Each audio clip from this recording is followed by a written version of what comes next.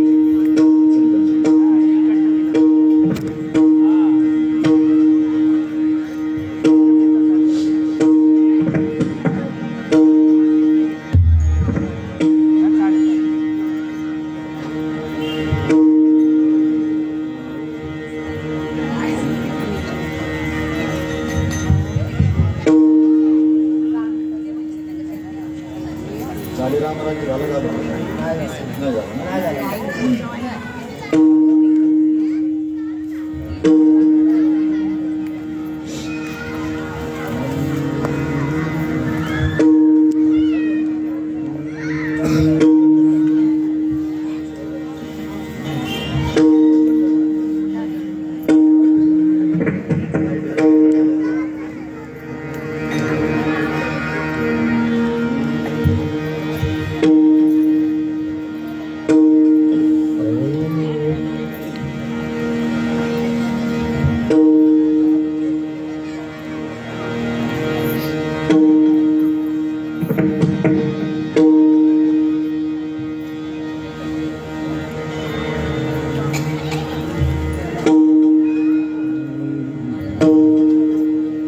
झाले राम राज्य काय पुणे आमासी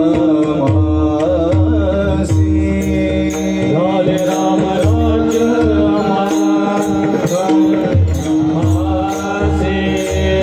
झाले राम राज्य काय पुणे आमासी झाले राम राज्य काय पुणे आमासी धरल्या पिके गाई मोळल्या म्हशी धरणी धरले पीक गाई मोळल्या म्हशी धरणी धरले पीक गाई मोळल्या म्हशी धरणी धरले पीक गाई झाले राम राज्य काय उणे आमासी झाले राम राज्य काय उणे आमासी झाले राम राज्य काय उणे आमासी झाले राम राज्य काय उणे आमासी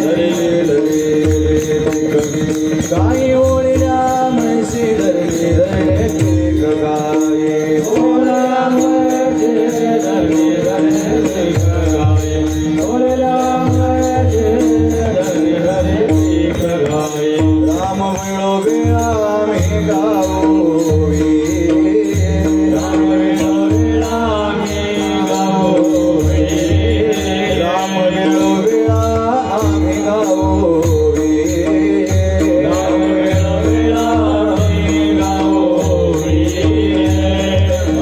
दळिता कागिता जीविता गे बाई दळिता कागिता जीविता बाई दळिता कागिता बाई दळिता कागिता स्वप्नीचे दुःख कोणी नाठवे डोळा स्वप्नीचे दुःख कोणी नाठवे डोळा स्वप्नीचे दुःख कोणी नाठवे डोळा स्वप्नीचे दुःख कोणी नाठवे डोळा नामाचे बळे गयो सुटले कळी काळा नामाचे गजरे सुटले काळा नामाचे गजरे गयो सुटले कळी काळा नामाचे गजरे गयो राम वेळो वेळा मी गावोवी राम वेळो वेळा मी गावोवी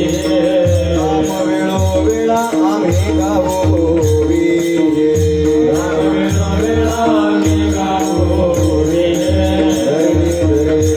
गाई ओळल्या म्हशी धरणी धरले पीक गाई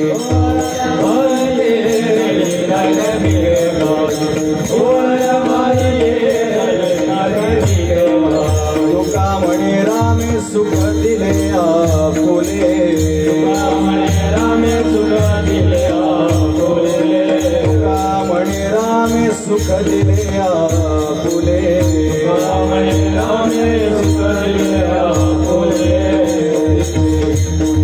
दया गर्भले गर्भवासायले जाणे कुंडले दया गर्भवासायले जाणे कुंडले दया गर्भवासायले तुका म्हणे रामे सुख दिले आपुले तुका म्हणे रामे सुख दिले आपुले तुका म्हणे रामे सुख दिले आपुले तुका म्हणे रामे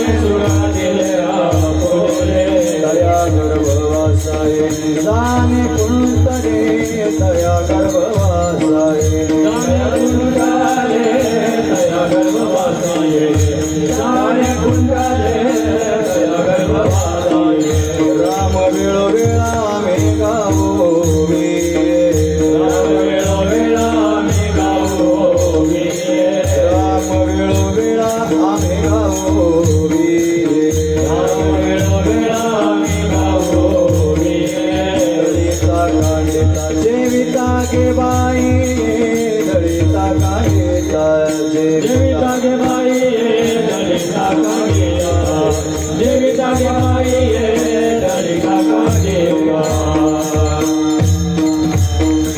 द्रुपार घुमाई गोपाल कुमार द्रुपार घुमाई द्रुपार घुमाई द्रुपार घुमाई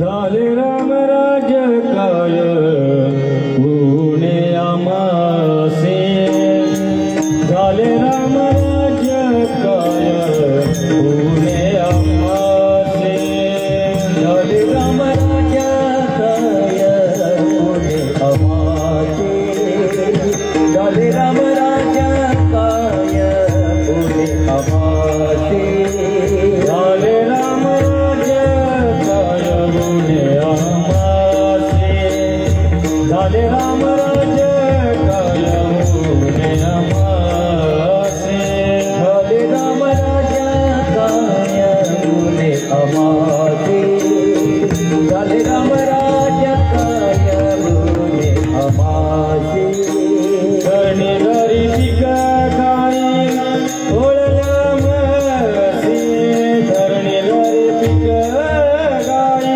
ओळल्या मसे राम वेळा वेळा मी गावोगे राम वेळा वेळा मी गावोगे धरणी धरी पिक गाई ओळल्या मसे धरणी धरी पिक गाई ओळल्या मसे राम वेळा वेळा मी गावोगे राम वेळा वेळा मी गावोगे झाले राम राज्य काय पुणे आमासे झाले राम राज्य काय आमासे झाले राम राज्य काय पुणे आमासे झाले राम राज्य काय पुणे आमासे धरणी धरी पिक गाई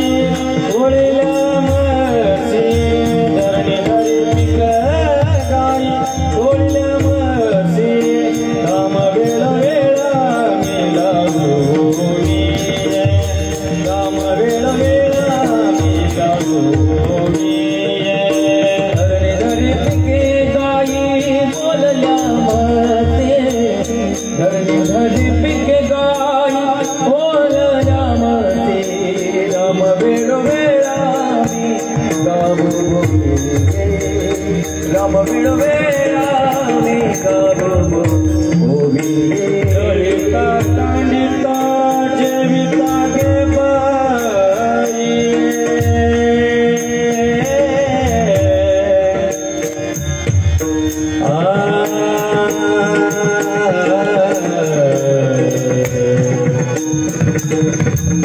देविता ललिता देविता गे बाई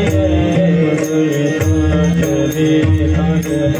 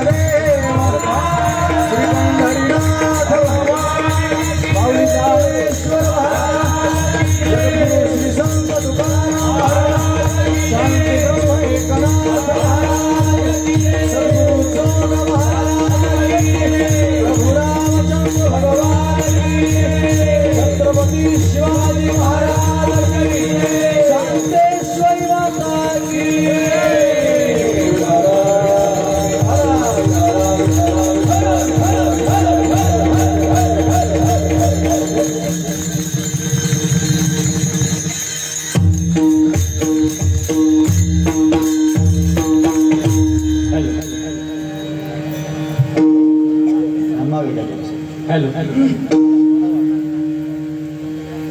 बंद कर आधी, बंद कर.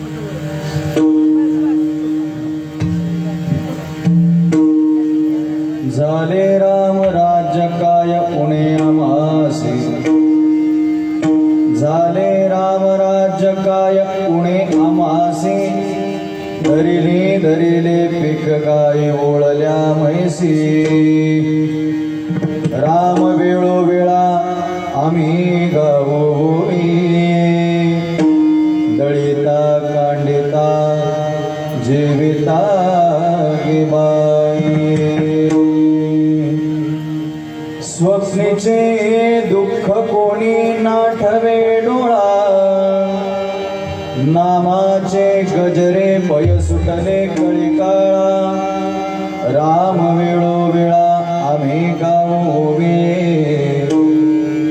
दळिता कांडिता जीविता गे बाई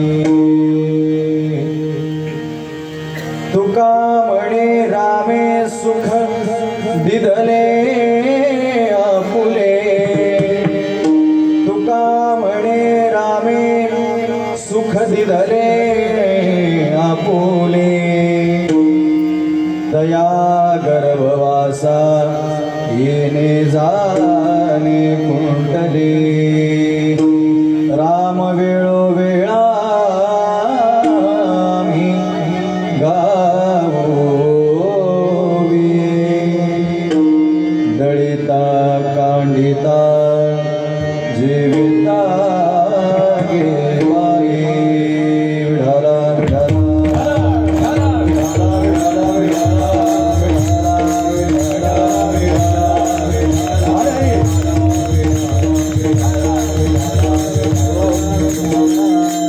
झाले राम राज्य काय उणे आम्हासी धरणी धरिले पिके गाय ओळल्या म्हैसी राम वेळोवेळा मी गावोवी दळिता कांडिता जीविता गे बाई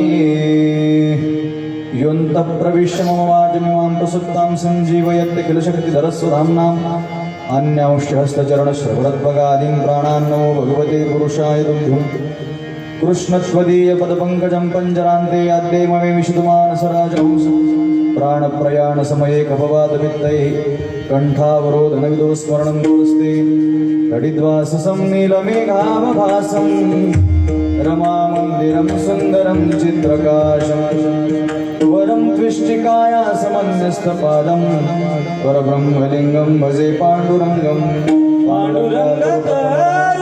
दुसरे चरण संताचे आत्मच्या कृपादाने कथेचा विस्तारू बाबाजी सद्गुरुदास तुका ज्ञानेशं ज्ञानमूर्तिं साक्षात प्रेम स्वरूपिनं नामदेव दयामूर्तिं नाथं वन्दे पुनः पुनः वैराग्यस्य परं मूर्तिं देहो क्षेत्रनिवासिनं तुकाराम महाराष्ट्रं भक्तराज चतुष्टकम् अधिष्ठान जेथे प्रतिष्ठान जे काजिथे जन्मला बाळगुणातिथे तया चेणी नामे चुके भगथा नमस्कार माझा श्री सद्गुरु एकनाथ मस्त माझा पायावरी या वार करे संतांच्या सेवे लागे सेवक झालो सेवे लागे सेवक झालो सेवे लागे सेवक झालो सेवे लागे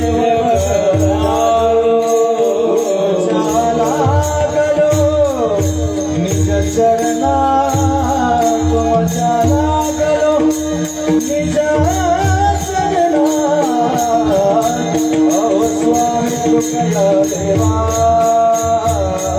स्वामी तुकया देवा यावरी करावा वेग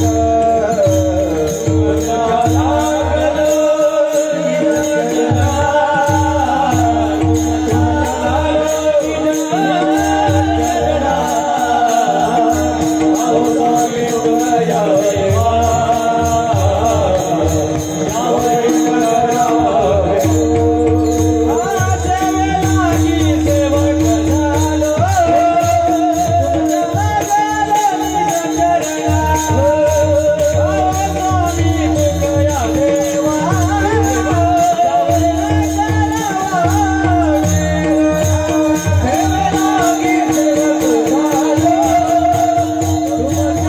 लागलो निज चरणा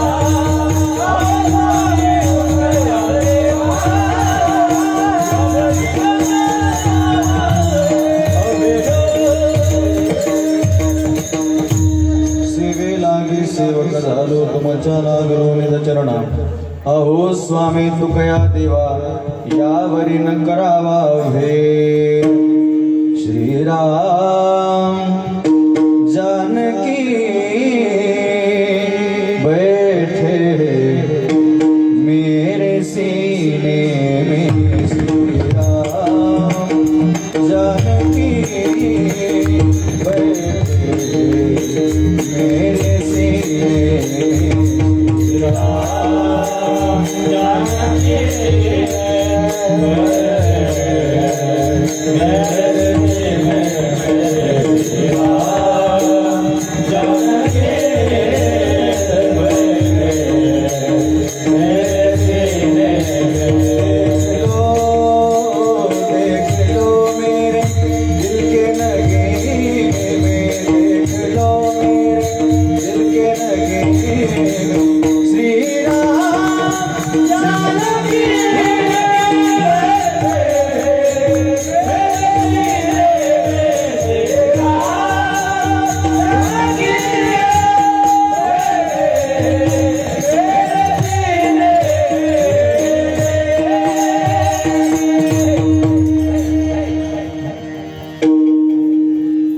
लोकाभिरामं रणरङ्गधीरं राजनेत्रं रघुवंशनाथं कारुण्यरूपं करुणाकरन्तं श्रीरामचन्द्रं शरणं प्रपद्ये मनोजवं मारुततुल्यवेगं जितेन्द्रियं बुद्धिमतां वरिष्ठं वातात्मजं वानरयुतमुख्यं श्रीरामदूतं शरणं प्रपद्ये या देवी सर्वभूतेषु मातृरूपेण संस्थिता नमस्तस्यै नमस्तस्यै नमस्तस्यै नमो नमः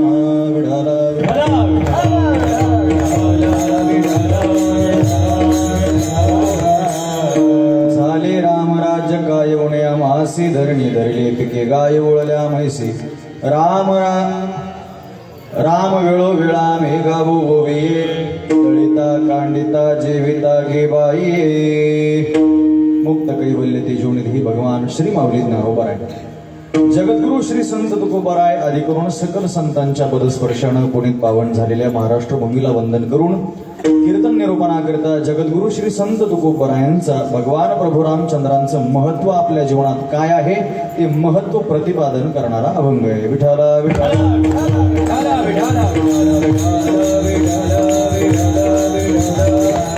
चिंतनाला सुरुवात करण्यापूर्वी वक्ता या नात्यानं अल्पसा परिहार देणं गरजेचं महत्वाचं आणि वक्त्याचं कर्तव्य म्हणून बोलतो. आज आपल्या या नवीन सेवा आहे आज श्रीराम मंदिर म्हणजे आपल्या परिसरात नवीन सेवा आहे असं. श्रीराम मंदिर उरण रायगड या ठिकाणी चालू असणारा हा अखंड हरिनाम सप्ताह तथा ग्रंथराज ज्ञानेश्वरी पारायण सोहळा आपल्या कार्यक्रमाला एक तप पूर्ण झालं. 12 वर्षाचा हा एक तप पूर्ती सोहळा या ठिकाणी संपन्न होतो आहे. 12 वर्ष पूर्ण झाले की एक तप पूर्ण होतं आणि एक तप पूर्ण होण्याकरता 12 वर्ष अव्याहतपणे सेवा करावी लागते, कोणताही खंड न ठेवता. आणि काय मंडळी, परंपरा कोणतीही सुरू करणं सोपी आहे, सप्ताह सुरू करणं सोपं आहे, पण तो टिकवून ठेवणं अवघड आहे. पण तुम्ही टिकवला. आणि कसं आहे,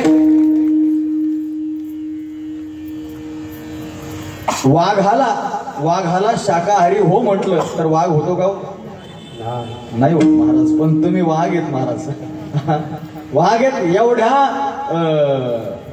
जवळ असताना सुद्धा, तुमच्या सगळं काही जवळ असताना सुद्धा तुम्ही कीर्तनामध्ये बसता, गळ्यात पवित्र तुळशीची माळ धारण करता.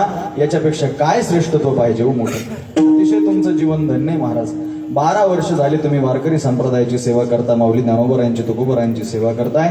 आणि आपले आयोजक असणारे इंचगिरी संप्रदाय गुरुभक्त वारकरी मंडळ उरण विभाग व ओम साई भक्त भजन मंडळ नवीन सेवा, त्याच पद्धतीनं ज्यांच्या आशीर्वादानं, ज्यांच्या कृपा आशीर्वादानं हा कार्यक्रम या ठिकाणी संपन्न होत आहे.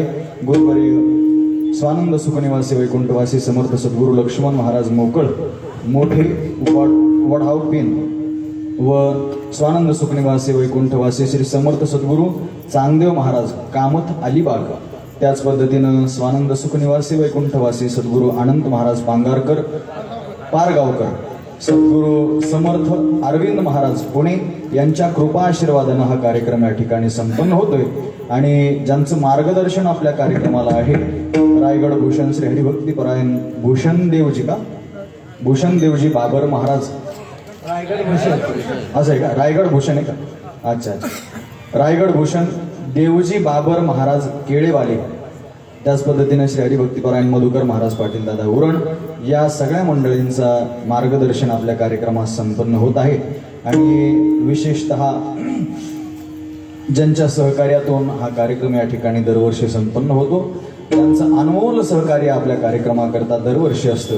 त्या ज्यांना भावपूर्ण श्रद्धांजली आपण प्रत्येक कार्यक्रमात वाहतो असे असणारे कैलासवासी श्री हरिभक्तीपरायण सौ लीलावती वासुदेव घरत, कैलासवासी हरिभक्तीपरायण सौ मंजुळा दत्ताराम घरत, कैलासवासी श्री हरिभक्तीपरायण सौ प्रियंका प्रभाकर तांडेल करपाडा आणि कैलासवासी श्री हरिभक्तीपरायण एकनाथ हरी पाटील पाणजे, या सगळ्या मंडळींना भावपूर्ण श्रद्धांजली, यांच्या स्मरणार्थ कार्यक्रम या ठिकाणी संपन्न होत आहे.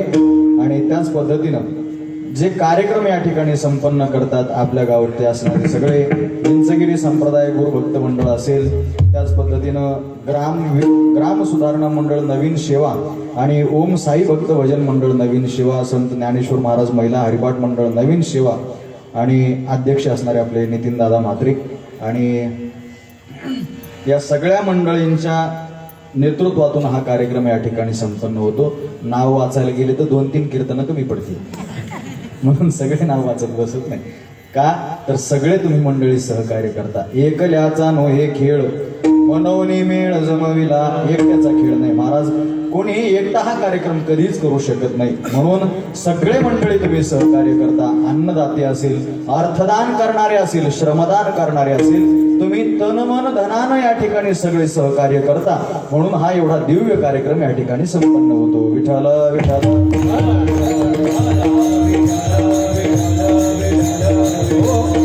मग कशा करताय हो कार्यक्रम एवढा मोठा घाट घालायचा, तो कशा करता घालायचा?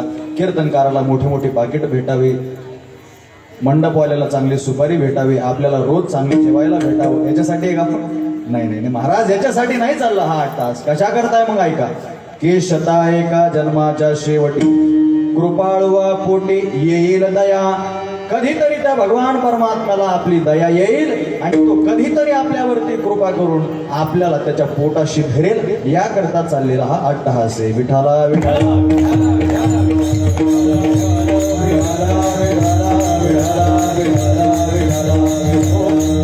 आणि ज्यांच्या प्रांगणामध्ये हा कार्यक्रम या ठिकाणी संपन्न होतोय, प्रभू रामचंद्र असतील, समर्थ सद्गुरू साईनाथ महाराज असतील, गणपती बाप्पा असेल, आपल्या महाराष्ट्राचं दैवत असणारे छत्रपती शिवाजी महाराज आणि कुलस्वामिनी जगज्जननी भवानी असेल, काय शांतेश्वरी माता, या सगळ्यांच्या कृपा आशीर्वादानं, या सगळ्यांच्या, मला मंदिर पाहिल्यानंतर एवढा आनंद वाटला महाराज.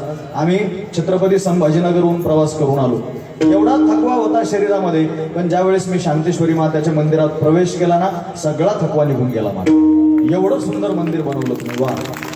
आणि महाराज आमच्याकडे एवढा परमार्थ चालतो, आमच्या गावातला परमार्थ सांगतो तुम्हाला. 12 महिने सकाळी काकडा, त्याच्यानंतर विष्णू सहस्त्रनाम, त्याच्यानंतर रात्री 7 ते 8 या वेळेमध्ये रामजप आणि रोज सायंकाळी भजन होतं, रोज सायंकाळी. हा परमार्थ 12 महिने चालू आहे, 12 महिने. पण त्यांना सुद्धा एवढं छान मंदिर उभारता नाही आलं महाराज. पण तुम्ही मंडळींनी हे करून दाखवलं, याचा अर्थ एकच आहे, तुमची वारकरी संप्रदायावरती भगवान परमात्म्यावरची निष्ठा ही दाखवतो. आणि तुम्ही सगळे या निष्ठेला पात्र आहात, म्हणून तुम्ही हे सगळं या ठिकाणी करता.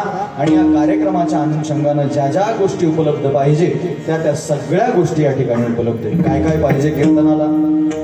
प्रल्हादस्तालधारी तरळगती दया चोद्धवकांसधारी वीणाधारी स्वररशी स्वर कुशलतया राग करता अर्जुन इंद्रोवादी मृदंगम जय जय सुकरा कीर्तने ते कुमारा यत्राग्रे भाववक्ता सरसरचनया व्यासपुत्रो बभूव. कीर्तना करता काय काय सामुग्री लागते शुभदेव महाप्रभू सांगतात. सगळ्यात पहिलं प्रल्हादस्तालधारी, टाळ धारण करण्याकरता, टाळ वाजवण्याकरता प्रल्हादासारखे तरबेज टाळकरी लागतात. अगदी प्रल्हादासारखी मंडळी या ठिकाणी उपस्थित, उद्धवासारखे ज्ञानी आणि प्रल्हादासारखे भक्ती करणारी मंडळी या ठिकाणी टाळ घेऊन उभे आहेत. महाराज आपल्या परिसराचं असणारं वैभव श्री हरिभक्तीपरायण आमचे सन्मित्र, आमच्यावरती ज्येष्ठ बंधूवत प्रेम करतात, आमचे आदरणीय श्री हरिभक्तीपरायण विक्रमजी महाराज तुर्वे.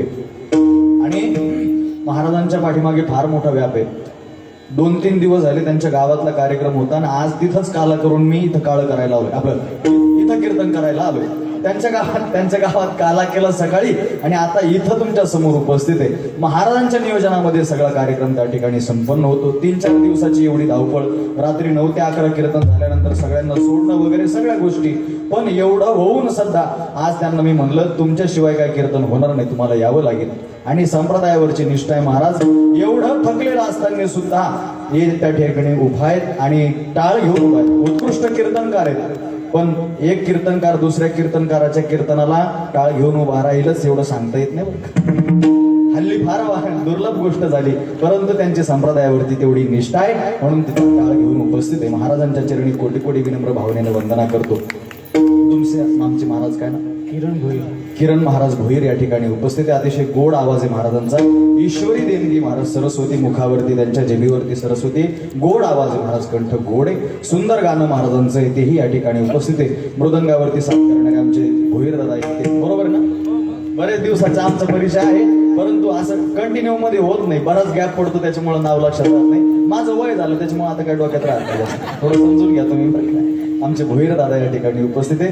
आणि काय ज्यांच्या हातामध्येच जादू आहे महाराज, त्यांचं काय आपण वर्णन करावं, शब्दात काय वर्णन करावं त्यांचं. आमचे दादा आज पेटी मास्तर या ठिकाणी उपस्थित आहे, अतिशय उत्कृष्ट पेटी वाजवतात. तुम्ही कोणता राग म्हणा आणि ऐका, तुम्हाला कोणताही राग येऊ द्या, फक्त त्यांना राग आला नाही पाहिजे. जर त्यांना राग आला तर तुमचा राग दुसरीकडे गेलाच म्हणून समजा. विठाला विठाला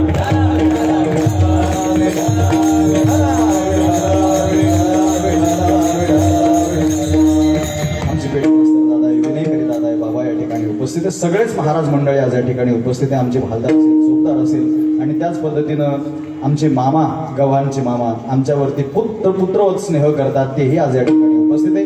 आमचे श्री हरिभक्तीपरायण दुसरे कीर्तनकार आणि गायनाचार्य, त्यांचा आवाज बसलेला आहे म्हणून त्यांनी बसून घेतलं म्हणून त्यांनी बसून घेतलं, नाही तर त्यांना फार चाली येतात.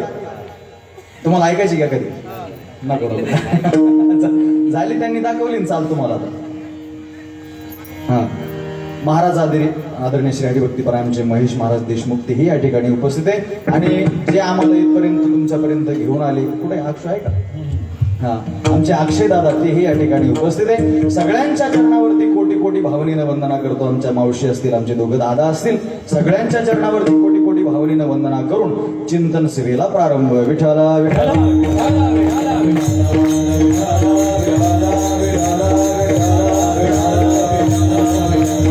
झाले राम राज्य काय पुण्या मासी धरणी धरले पिके गाय ओळल्या म्हैसी राम वेळो वेळा आम्ही गावोवे दळिता कांडिता जेविता गे बाई. प्रभू रामचंद्रांच्या जीवनाविषयी संदर्भात असणारा हा अभंग आहे. ऐका माझा. मानवी जीवन हे भगवतमय असावं, भगवान परमात्म्याशी एकरूप असावं, तेव्हा ते जीवन सार्थकी लागत असतं. तुकोबराय म्हणतात, जन्माला आले ना, जन्माला आल्यानंतर मानवी जीवनाचं ध्येय एकच ठरवा. मानवी जीवनाचं गत्यंतर, अंतिम गंतव्य एकच आहे. काय? आयुष्याच्या साधने, आयुष्याच्या साधने, आयुष्याच्या साधने, आयुष्याच्या साधने, सच्चिदानंद पदवी घेणे, सच्चिदानंद पदवी घेणे, आम्ही जन्म आलो, आम्ही जन्म आलो, सच्चिदानंद पदवी घेणे, सच्चिदानंद पदवी घेणे, आम्ही जन्म आलो, आम्ही जन्म आलो. आयुष्याच्या साधने, सच्चिदानंद पदवी घेणे, सच्चिदानंद पदवी घेणे, सच्चिदानंद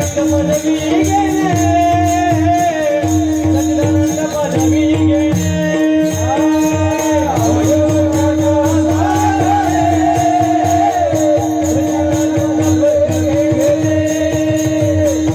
सच्चिदानंद पदवी घेणे,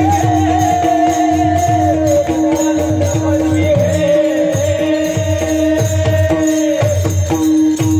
मानवी जीवनाचं अंतिम ध्येय, मानवी जीवनाचं अंतिम गंतव्य हे काय असावं? सच्चिदानंद पदवी घेणे. कोणत्या पदावरती बसण्यापेक्षा सच्चिदानंद पदवीला प्राप्त करून घेणं हे मानवी जीवनाचं ध्येय असावं. सच्चिदानंद पदवी म्हणजे काय हो? आता इलेक्शन चालू आहे, याच्यापैकी एखादं पद आहे का? नाही महाराज. सच्चिदानंद पद म्हणजे काय? ऐका, त्या अविनाशी भगवान परमात्म्यापर्यंत जाऊन पोहोचणं, याच नाव सच्चिदानंद पदवी घेणं आहे. विठ्ठला विठ्ठला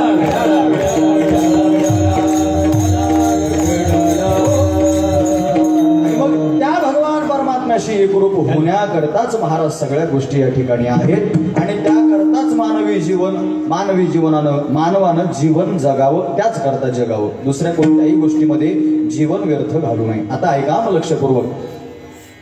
या भूतलामध्ये 4 युग सांगितले जातात. किती? 4 युग सांगितले जातात. जर कालगणना आपल्याला करायची असेल तर कालगणना करत असताना कृत, त्रेता, द्वापार आणि कली हे 4 युग सांगितले. पण ऐका, या 4ही युगामध्ये शक्ती वेगवेगळ्या साधनामध्ये सांगितली. आता ऐका लक्षपूर्वक. कृतयुगामध्ये कृतये ज्ञान शक्तिश्च. ज्यावेळेस कृतयुग सुरू झालं, कृतयुगामध्ये ज्ञानामध्ये शक्ती, सगळी शक्ती कुठे? ज्ञानामध्ये विराजमान होती. ऐका आता लक्षपूर्वक. पण त्याही काळामध्ये एक असा मनुष्य जन्माला आला, असा राक्षसी प्रवृत्तीचा जन्माला आला की त्याने मोठी अज्ञानाची फळी उभी केली. महाराज, मोठी अज्ञानाची फळी उभी केली. मग काय करावं काय करावं? सगळे लोक महाराज त्या अज्ञानालाच पूजू लागले. कोण? त्याचं नाव हिरण्यकश्यपू. हिरण्यकश्यपूने मोठी अज्ञानाची फळी उभी केली. आणि मग ती फळी फोडणार कोण? ऐका, ती फळी फोडण्याकरता देव कधी पण आपल्याला विरोधक बाजूला नाही, आपल्या घरातच जन्माला घालत असतो. विरोधक कधीच दूर जन्माला येत नाही. विरोधक कुठे? कायम आपल्या घरामध्ये. रावणाचा विरोधक कुठे जन्माला आला? म्हणून तर म्हणतात ना, घर का भेदी लंका ढाये. ही म्हण तेव्हापासूनच आहे महाराज. विरोधक माणसाला कधीच दूर जन्माला येत नाही, तो आपल्या घरातच जन्माला येतो आणि हा देवच घालत असतो महाराज, आपलं टाळकं ठिकाण्यावर यावं म्हणून. विठ्ठल विठ्ठल.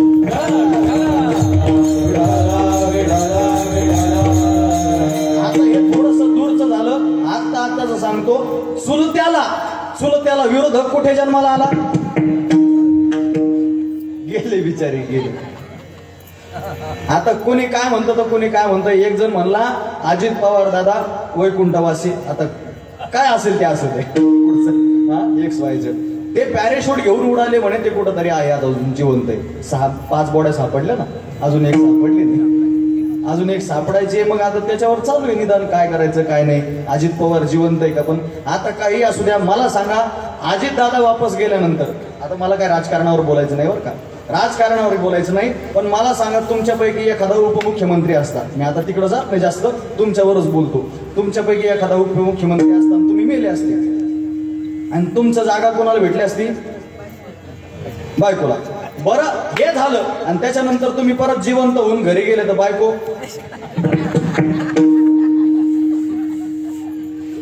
म्हणून मेल्या. अरे का बरं मेला नाही? चांगलं उपमुख्यमंत्री पण बोलत होते, मी कशाला वापस आलो? आज तो विरोधक कुठे जन्माला आला? घरातच जन्माला आला. आणि ऐका, हिरण्यकश्यपूला असू दे, विरोधक कुठे? घरातच जन्माला आला. भक्त प्रल्हाद जन्माला आले. आणि महाराज, भक्त प्रल्हाद सामान्य नाही महाराज, उपदाचा अतिशय ज्ञानी. जन्म घेतल्याबरोबर ज्ञान प्राप्त करून घेतलं. माऊली ज्ञानोबा म्हणतात, नुघडता बालपणाची दिठी वैशीच्या गावानं येता. बालपणीच सर्वज्ञता वरीत याते. लहानपणीच सगळं ज्ञान त्याच्या ठिकाणी बिंबलं महाराज. सत्वर उच्चार प्रल्हादी बिंबला. सगळं ज्ञान प्रल्हादजी महाराजांना लहान वयामध्ये. मग हळूहळू करता करता सगळ्या सवंगड्या घेऊन सगळ्यांना ज्ञानार्जन करू लागले महाराज. ज्ञान किती महत्वाचं आहे मानवी जीवनामध्ये, आणि साधक ज्ञानाकरता किती तपश्चर्या करतो. ऐका, लक्ष ठेवा. माऊली ज्ञानोबा म्हणतात, मानवी जीवनात फार ज्ञान गरजेचं आहे, पण साधक ज्ञानाकरता किती अट्टहास करतो. ऐका, माऊली ज्ञानोबरांच्या ओव्या देतो, ओव्या ऐका लक्षपूर्वक. जया ज्ञानाला गगन गिळिताती योगे. स्वर्गाची अडवंगी उमरडोनी. नाधरती रिद्धीची भिड. न करती सिद्धीची चाड. योगा ऐसे दुवाड हेळ सिद्धी. तपोदुर्गे ओलांडित. कृतकोटी ओवांडित. सगळोनिया सांडित कर्मवल्ली. नाना भजन मार्गी. एक धावत उघडा अंगी. एक निघताती सुरंगी सुसुमनेचिया. देईल गुरु सेवा या बुद्धी पांडवा. जन्म शतांचा सांडोवा टाकीत जे. या अवघड ओव्या झाल्या, सोप्या सांगू का? सोप्या सांगतो ऐका. ते ज्ञान पैगा बरवे. याचं प्रवचनाचे ओवे. ते ज्ञान पैगा बरवे. जरी मनी आधी आणावे. तरी संताया भाजावे.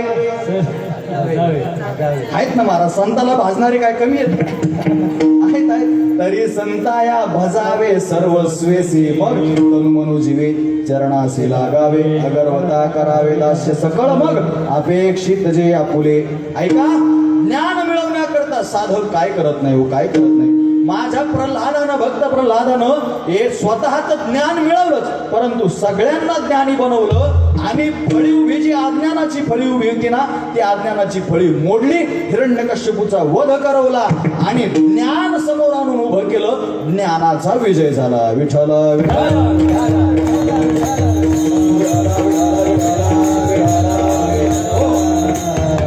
त्रेतायुगामध्ये ज्ञानशक्तिश्च.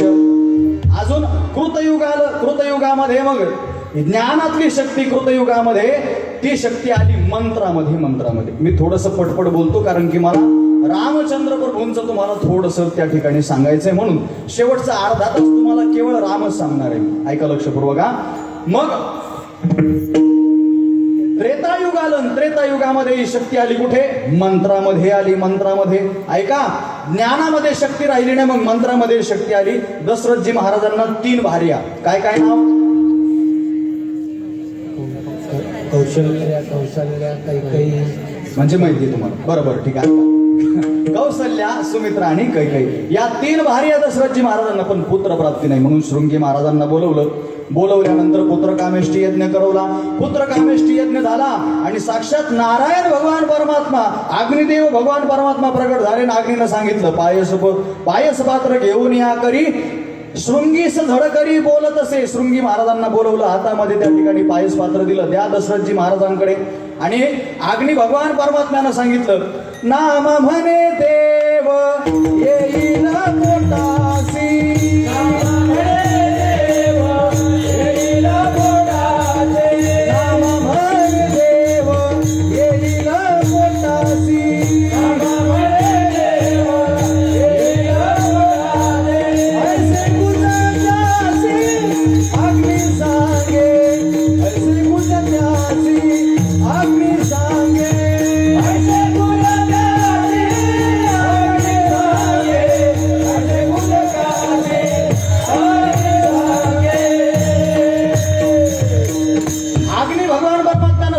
साक्षात भगवान परमात्मा यांची उदरी जन्माला येईल. हे घ्या पायस पात्र.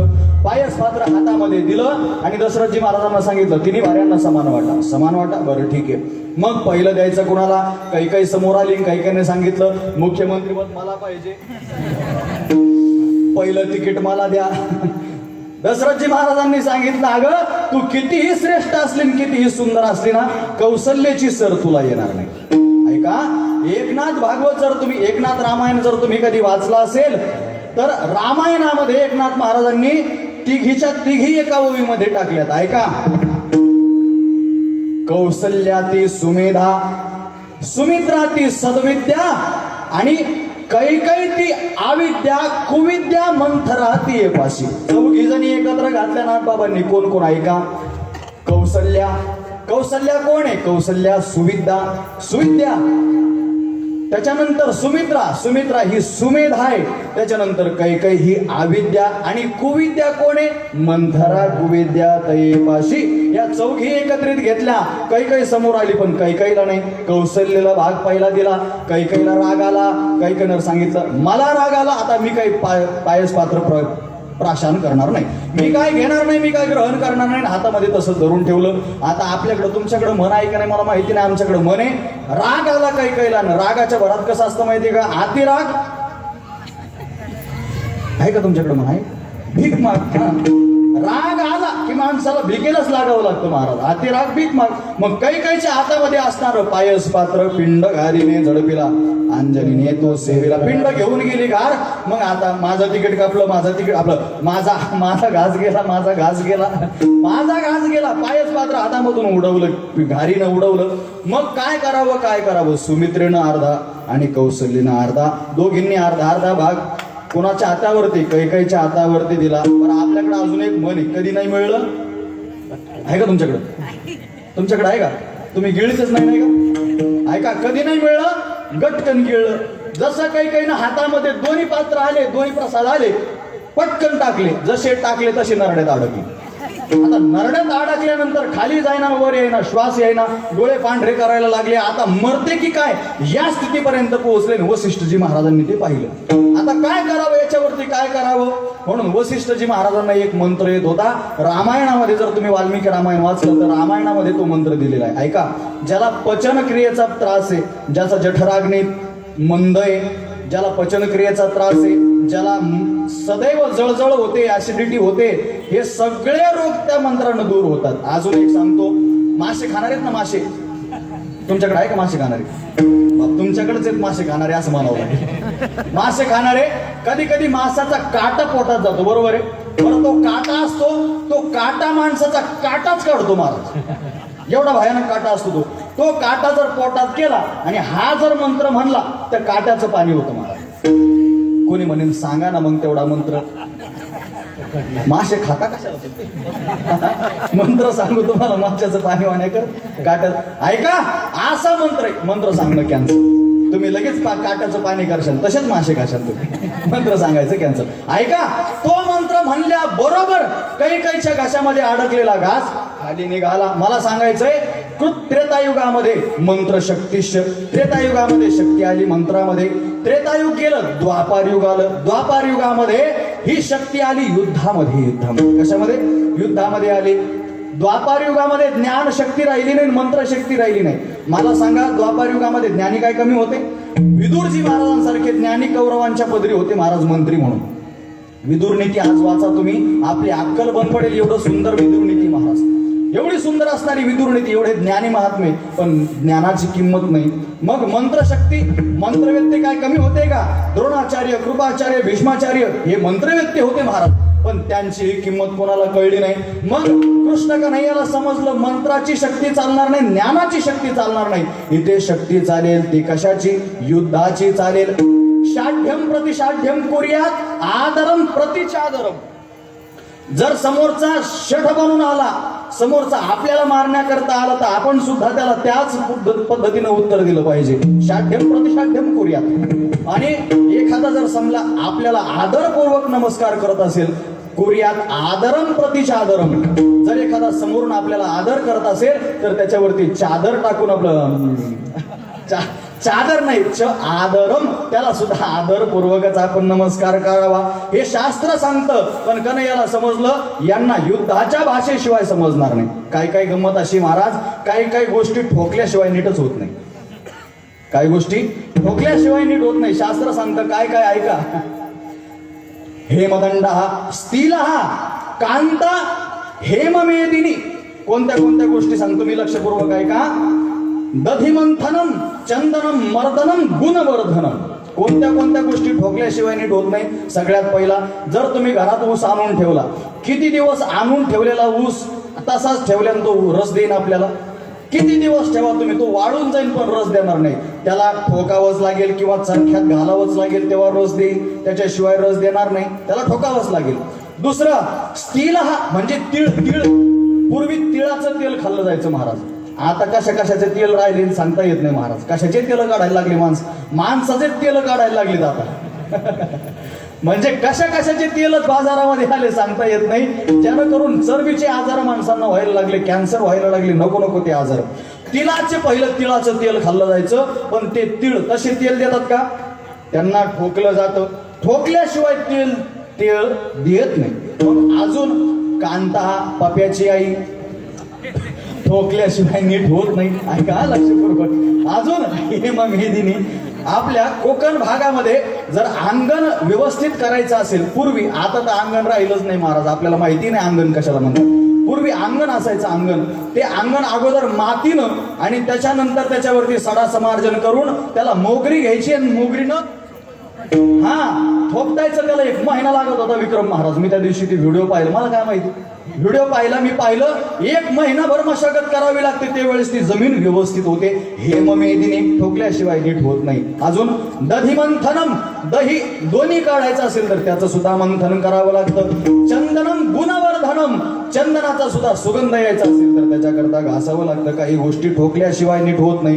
कन्हैयाला समजलं यांना युद्धाचीच भाषा समजेल, म्हणून युद्ध झालं आणि युद्धानंतर सगळे गतप्राण झाले. युद्धाचा विजय झाला. विठ्ठल विठ्ठल.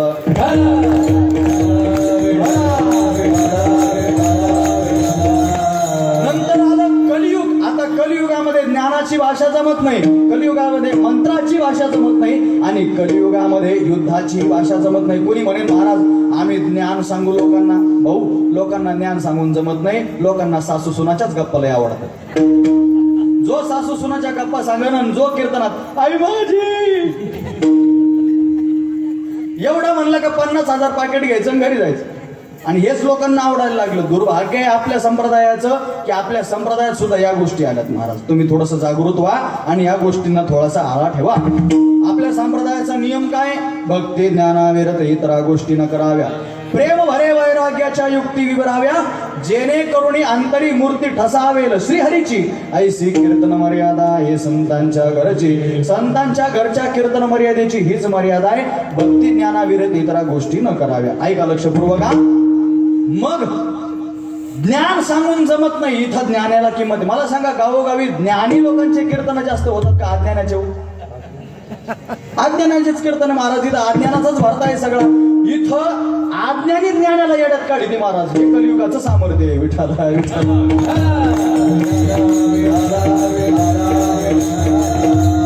एक गृहस्थ पुण्याहून निघाला सोलापूरला, पण त्याला सोलापूरला जायचं होतं ना. आमचा एक साधा भोळा वारकरी अडाणी होता आणि रेल्वेमध्ये बसले, पुण्याहून बसले सोलापूरला. वारकऱ्याला जायचं होतं पंढरपूरला, ते उतरणार होता कुरुडवाडीला. मग निघाले दोघे ट्रेनमध्ये बसले. आता तो पदवीधर ट्रेनमध्ये बसल्यानंतर पदवीधरानं सांगितलं कुठे निघाले? म्हणजे कुरुडवाडीला, पंढरपूरला जायचंय, पंगत आमचे. असं ठीक आहे. मग आपल्याला 2-2.5 तासाचा रस्ता आहे, थोडा वेळ आपण वार्तालाप करूयात. मग काय वार्तालाप करायचा? प्रश्न मंजूषा खेळू म्हणे. मी तुम्हाला प्रश्न विचारेल, तुम्ही मला प्रश्न विचारा.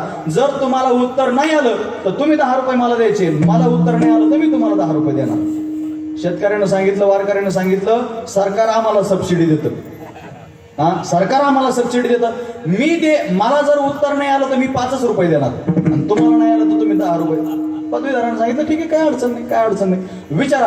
पहिला मान शेतकऱ्याला, पहिला मान वारकऱ्याला प्रश्न तुम्ही विचारा. ठीक आहे, मी विचारतो. सांगा, 10 चोचीचा, 11 पायाचा, 12 पंखाचा पक्षी कोणता? आता पदवीधर बराच वेळ त्यानं सगळे ग्रंथ उचकून पाहिले डोक्यातल्या डोक्यात, पण त्याला काय असा पक्षी कुठं सापडेल? त्याला सांगितलं, अरे 10 चोचीचा, 11 पायाचा, 12 पंखाचा असा पक्षी मला नाही माहिती म्हणे. मग काढा 10 रुपये.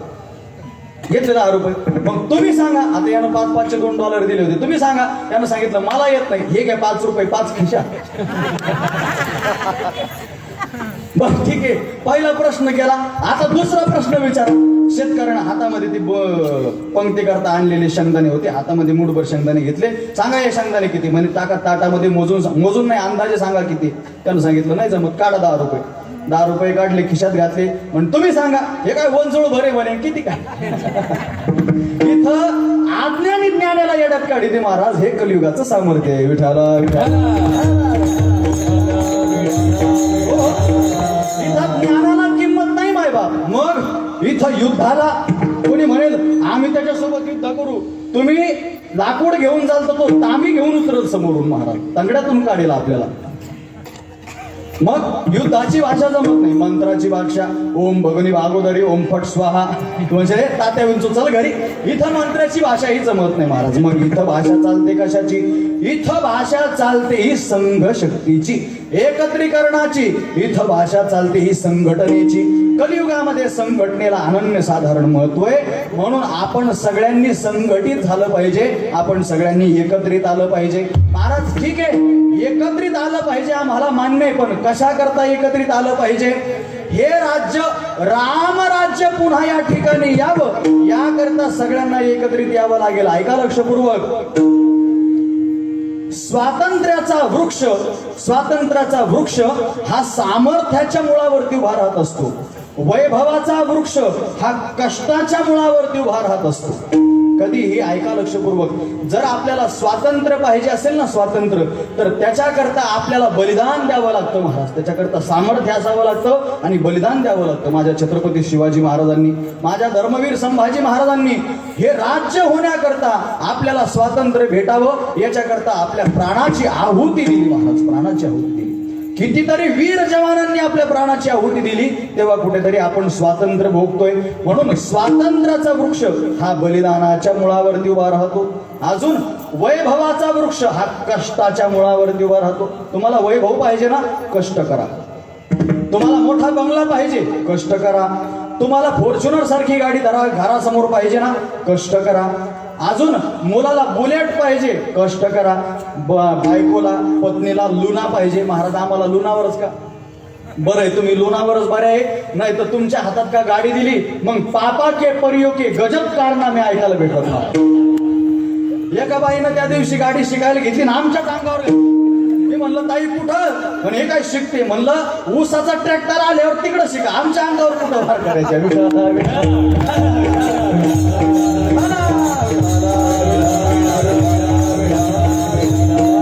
वैभव भोगायचे ना, वैभवाकरता कष्ट करावे लागतात. वैभवाचा वृक्ष हा कष्टाच्या मुळावरती उभा राहतो आणि मग न्यायाचा वृक्ष, स्वातंत्र्याचा वृक्ष हा उभा राहत असतो सामर्थ्याच्या जोरावरती, एकत्रितकरणाच्या जोरावरती. मग तुम्ही आम्ही सगळे एकत्रित आल्याशिवाय जे रामराज्य होतं ते पुन्हा येऊ शकणार नाही. आणि ते रामराज्य पुन्हा एकत्रित आणायचं असेल, पुन्हा या कलियुगामध्ये रामराज्य आणायचं असेल तर संघटना फार महत्वाची आहे. आणि म्हणून तुकोबराय म्हणतात सगळे संघटित व्हा, जेणेकरून प्रभू रामचंद्र पुन्हा जन्म घेतील आणि इथे रामराज्य झाल्यानंतर आपल्या जीवनात कशाची उणीव राहणार नाही. या भंगाचं पहिलं चरण. झालं रामराज्य काय, झालं रामराज्य काय, पुणे आमाचे, झाले रामराज्य काय, झाले रामराज्य काय, झाले रामराज्य काय, पुणे आमाचे, झाले रामराज्य काय, झाले रामराज्य काय, पुणे आमाचे, झाले रामराज्य काय, झाले रामराज्य काय, झाले रामराज्य काय, पुणे आमाचे, झाले रामराज्य काय, धरणी धरी पिका गाई ओळी आमाचे,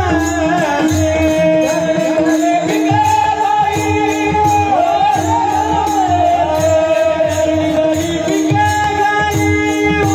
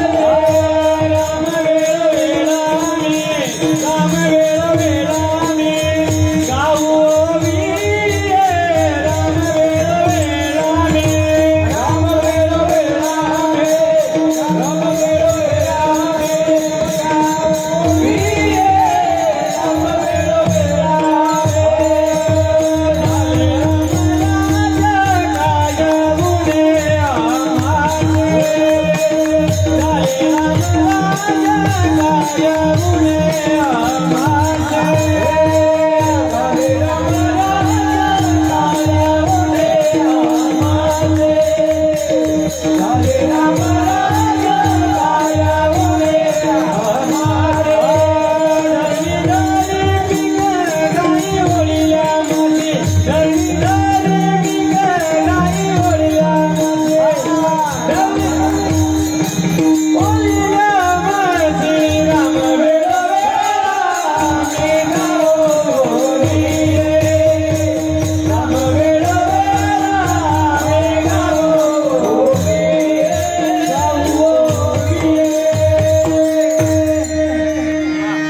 अभंग थोडासा अनागत असल्या कारणानं याला चाली थोडस अवघड वाटतात आपल्याला. ऐका लक्ष बरोबर. झाले रामराज्य काय उणे आम्हासी, धरणी धरिले पीक गायी ओळल्या म्हैशी.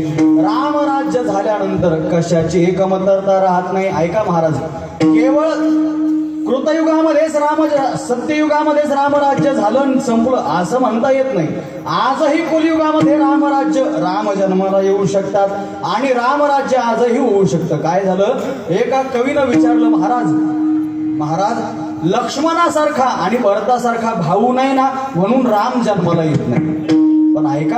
पण ऐका, ज्या दिवशी रामासारखा आपल्या भावावरती प्रेम करणारा जन्माला येईल ना, त्या दिवशी लक्ष्मण, भरत आणि शत्रुघ्नासारखे सुद्धा जन्माला येतील. विठाला विठाला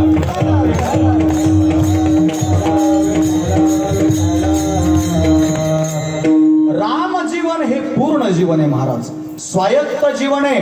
राम प्रभूंनी आपल्या जीवनामध्ये मर्यादेचं उल्लंघन कधीच केलेलं आपल्याला पाहायला भेटत नाही. म्हणून तर मर्यादा पुरुषोत्तम राम म्हटलं जातं. मर्यादेचं उल्लंघन, इतर अवतारामध्ये भगवान परमात्म्यानं आपल्या मर्यादा सोडून पुढचे कार्य केले. माझ्या कृष्ण कन्हैयानं तर मर्यादेच्या पलीकडचे कार्य केले. प्रभू रामचंद्रांनी तसं नाही महाराज, मर्यादेत राहून सगळ्या गोष्टी. पण ही मर्यादा घालून कोणी दिली? बोलिला वाल्मिक तैसेचे करीन वर्तोनी दावीन म्हणे नमा किंवा नामा म्हणे. नामदेव महाराज म्हणतात जसे वाल्मिक महाराज बोलले तसं रामानं वर्तन करून दाखवलं. आता ऐका लक्षपूर्वक, रामप्रभूंच्या जीवनातले काही महत्वपूर्ण घटक मला तुमच्या समोर ठेवायचे. ऐका, घटनाक्रम पहिल्यापासून शेवटपर्यंत मी सांगत बसत नाही. मुख्य घटना रामप्रभूंच्या जीवनातल्या सांगतो की ज्या तुम्ही आतापर्यंत तुमच्या ध्यानीमणी नसतील आणि तुम्ही ऐकलेल्याही नसतील. पहिली घटना ऐका. ज्या वेळेस प्रभू रामचंद्रांना वनवास ठरवला, वनवास कुणी ठरवला? काही मातेनं अंतकरणामध्ये ठरवलं. पण अंतकरणामध्ये ठरवून देणारी कोण होती हो? मंथरा. ते कुविद्या तये पाशी. कुविद्या असणारी मंथरेनं काही मातेच्या हृदयामध्ये भरवलं. काही अगं तुझा पुत्र भरत आहे, आणि आज जर तू भरताला राजगादी नाही मागवली तर उद्या तुझा भरत दास आणि तू दासी म्हणून राहावं लागेल. मग काय करते? सोडून दे हे सगळ्या गोष्टी आणि तुझे 2 वर राहिलेत ते मागून घे. कैकेयीनं 2 वर मागितले आणि मग कैकेयीनं मातेनं 2 वर मागितल्यानंतर रामाला वनवास आणि भरताला राजगादी. हे तुम्ही सगळे आम्ही जाणता. पण ऐका, याच्या पाठीमागची सत्यता मला तुमच्या समोर आणायची. सर्वांगाचे कान करून ऐका मायबा. ज्यावेळेस प्रभू रामचंद्र अगदी लहान वयात होते, लहान वयात. आता लहान वयापासूनच भरतजी महाराज मामांच्या गावी जास्त राहायचे, आजोळी जास्त राहायचे. मग कैकेयी माता भरताच्या जवळ असायच्या सदोदित. कौशल्येपेक्षा सुद्धा कैकेयी मातेच्या मनामध्ये रामप्रभूंचं जाणं येईल रोज. आणि सदोदित रामप्रभू जर कुठे सापडले नाही तर कौशल्य माता सुद्धा शोधण्याकरता कैकेयीच्या महालापर्यंत येईल. लक्षपूर्वक ऐका. एक दिवसचा प्रसंग असा घडला की प्रभू रामचंद्र समोर बसलेत. कैकेयी मातेनं थाळी बनवली भोजनाकरता म्हणून. मध्यान्नाचा वेळ. कैकेयी माता प्रभू रामचंद्रांच्या महलामध्ये प्रवेश करत्या झाल्या. प्रभू रामचंद्रांना समोर बसवलं. कैकेयी माता आपल्या आसनावरती बसल्या आणि प्रभू रामचंद्रांना मुखामध्ये घास भरवतात. आणि घास भरवता प्रभू रामचंद्रांनी कैकेयी मातेचा हात पकडला. आई, माता किती प्रेम करता माझ्यावरती? कैकेयी मातेनं सांगितलं, रामा, अरे माझ्या जीवापेक्षाही जास्त प्रेम करते तुझ्यावर. माता, खरंच? रामा, तुला खोटं वाटतंय? अरे आजही तू माझा प्राण मागून बघ, तुझ्या करता म्हणून प्राण हजर करेल. काय पाहिजे बोल तुला. रामानं सांगितलं, माता माझ्यावरती एवढं प्रेम करता? म्हणे हो, एवढं प्रेम करते. पण ऐका ना, मला तुमच्याकडून काही वर पाहिजे, काही इच्छा आहे मला, मी मागू तुमच्याकडे. कैकेयी मातेनं सांगितलं, रामा तुला मागण्याला उशीर होईल, मी देण्याला उशीर करणार नाही. बोल काय पाहिजे. पण ऐका ना माता, तुम्ही मला द्याल का? म्हणे हो दे. वचन द्या अगोदर की मी मागितलेली सगळी माझी इच्छा तुम्ही पूर्ण करा. रामा, मी वचन देते. हातामध्ये हात धरला आणि कैकेयी मातेनं वचन दिलं, रामा तू जेही काही मागशील ते तुला प्रदान करेल. पण काय पाहिजे ते तर सांग. काय पाहिजे सांग. रामप्रभूंनी सांगायला सुरुवात केली, माता मी जे मागणार आहे ना त्या गोष्टींमुळे 3 गोष्टी तुमच्या जीवनात घडू शकतात. 3 घटना तुमच्या जीवनात घडू शकतात. काय काय? सगळ्यात पहिली घटना माता, जे मी तुमच्याकडे मागणार आहे आणि ते मागितल्यानंतर ते जर तुम्ही मला दिलं तर या जगतामध्ये कैकेयी नाव आपल्या मुलीचं कोणीच ठेवणार नाही. लक्षात ठेव आता. कैकेयी मातेनं सांगितलं, रामा तू मागितलं आणि मी दिलं, याच्यानंतर जर माझं जगतात नाव ठेवणार नसेल तर ठीक आहे, अडचण नाही मला. पण मागितल्यानंतर आणि मी दिल्यानंतर जर तुला आनंद होत असेल ना तर तुझ्या आनंदासमोर या नावाचं बलिदान केलं मी नावाचं. काही अडचण नाही, नका ठेवू देऊ कुणी नाव जगतामध्ये. पण तुझा आनंद आहे ना मी देण्यात, तर तुला जे पाहिजे ते मी द्यायला तयार आहे. काय पाहिजे सांग रामा. माता, एवढंच नाही, दुसरी गोष्ट, मी मागितलं आणि तुम्ही जर ते मला प्राप्त करून दिलं तर तुमच्या जीवनामध्ये तुम्हाला वैधव्य प्राप्त करावं लागेल, विधवा म्हणून जगावं लागेल. कैकेयीने विचारलं, रामा अरे असं काय मागणार आहेस तू माझ्याकडे? काय मागायचं तुला असं माझ्याकडे की जेणेकरून, अरे नको ठेवू देऊ माझे नाव, मला त्याच्याशी अडचण नाही, माझ्या नावाशी मला काहीही घेणं देणं नाही. माझा राम मला सर्वस्व आहे आणि त्याचं सुख मला सर्वस्वी गरजेचं आहे. पण रामा असं काय मागणार आहेस जेणेकरून मला विधवा जीवन? अरे विधवा होणारी मी एकटी नसणार आहे रामा, तिघी जणी. मग रामानं सांगितलं, माता हेही निश्चित आहे, परंतु मी मागितल्यानंतर तुम्हाला वैधव्य स्वीकारावं लागेल. द्याल तुम्ही?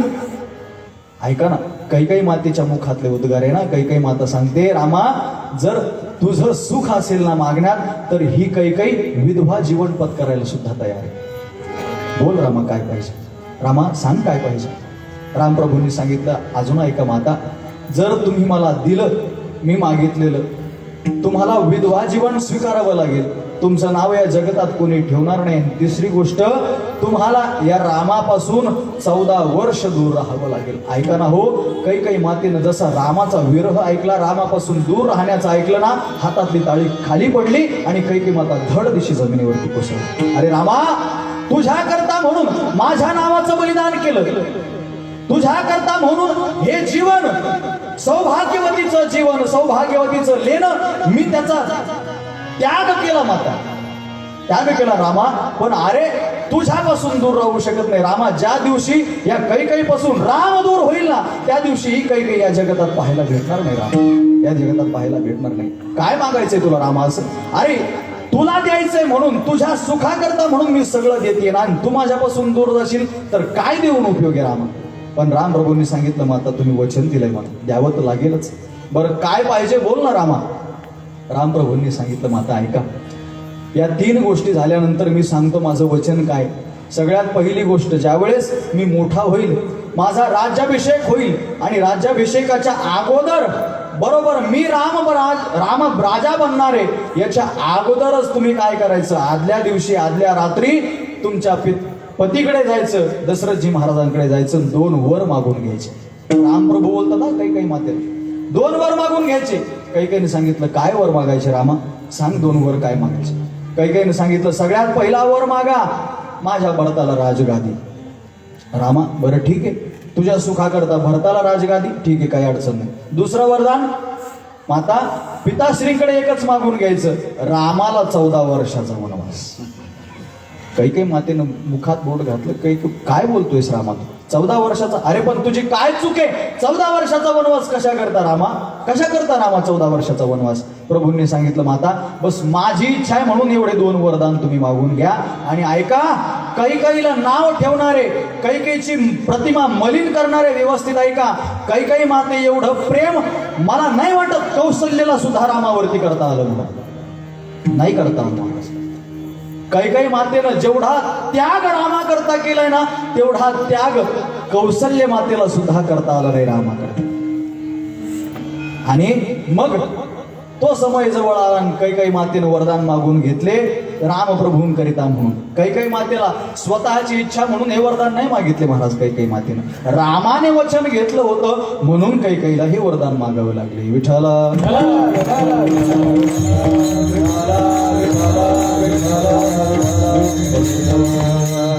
दुसरा प्रसंग ऐका, मातृ आणि पुत्र या दोघांचा हा प्रसंग झाला. पण दोघा भ्रातृंचा प्रसंग ऐका. रामाला राज्याभिषेक, भरताला राज्याभिषेक ठरला, रामाला वनवास ठरला. आता ऐका, रामाच्या जीवनातला त्याग किती सहजतेनं घेतात बघा रामप्रभू. आणि ऐका ना, जीवनात रामापर्यंत पोहोचायचं असेल तर माणसाला सहजच व्हावं लागेल महाराज, सरळ व्हावं लागेल, सहज व्हावं लागेल. आपल्या जीवनात जर आढेवेढे असतील ना, तर रामापर्यंत जाता येणार नाही माई बाप. रामापर्यंत पोहोचायचं असेल तर सरळ व्हा, सहज व्हा. आपलं काय झालं माहिती का महाराज, आपण अंतरात वेगळे आहेत आणि बाहेर दाखवण्याकरता वेगळे. अंतरात आपली फार प्रतिमा मलिन आहे. आपण फार जगता करता म्हणून आपण पांढरे शुभ्र कपडे घालून फिरू, पण अंतरात आपलं मन आपल्याला खात राहत नाही. तू जसा वरतून आहे तसा आतून नाहीयेस. आणि जोपर्यंत जसं वरती आहे तसं आत होत नाही ना, तोपर्यंत राम भेटत नाही, हे निश्चित आहे. विठ्ठल